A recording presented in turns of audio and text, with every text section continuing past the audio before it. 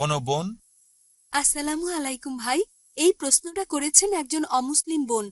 ওর প্রশ্নটা হলো এই যে আমরা প্রায় টেলিভিশনে দেখতে পাই যে আফগানিস্তানে মহিলাদের অত্যাচার করা হচ্ছে। ইসলামে পুরুষরা কেন মহিলাদের অত্যাচার আর অপমান করে?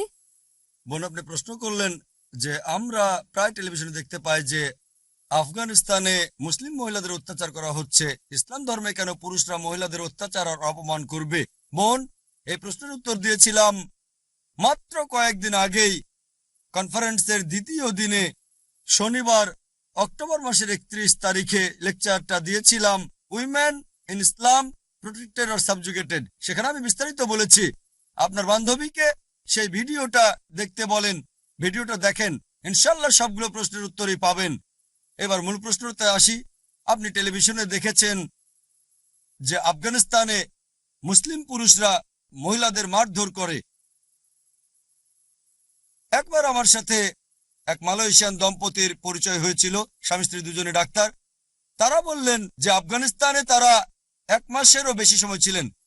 তারা আমাকে বললেন যে টিভিতে দেখানো হচ্ছে তালেবানরা মহিলাদের মারধর করছে, কিন্তু তারা তালেবান নয়। আমি বললাম, কিভাবে বুঝলেন? তখন তারা বললেন যে আমরা আফগানিস্তানে 1 মাসেরও বেশি সময় ছিলাম, আমরা জানি তালেবানরা কিভাবে পাগড়ি বাঁধে।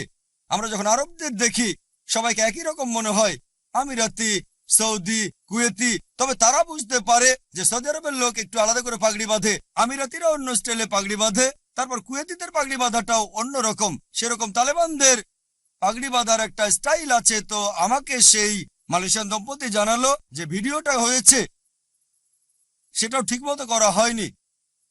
হলিউডে তারা সমুদ্র ভাগ করে দেখাতে পারে, 10 কমান্ডমেন্টস, মুসা আলাইহিস সালাম সমুদ্র 2 ভাগ করেছেন, কিন্তু এটা দেখাতে ভুল করলো যে আফগানিস্তানে পুরুষরা মহিলাদের উপর অত্যাচার করছে।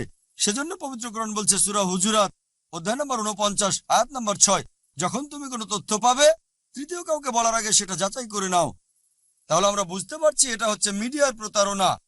এর আগের কনফারেন্সে 2008-এ আমার লেকচার ছিল media and Islam, war or peace. সেখানে আমি দেখিয়েছি যে মিডিয়া কেমন করে ইচ্ছাকৃতভাবে ইসলামের নিন্দা করছে।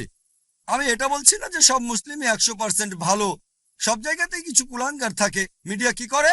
এই কুলাঙ্গারদের বেছে নেয় আর সবাইকে দেখায় যে এরাই আদর্শ মুসলিম। আর অনেক সময় এমন জিনিস দেখায় যেগুলো একেবারে অযৌক্তিক, ইসলাম ধর্মে যার অস্তিত্বই নেই। আপনার সেই বান্ধবীকে আমার লেকচার দেখান women's right in Islam protected or subjugated আর media and Islam, war or peace. আশা করি উত্তরটা পেয়েছেন।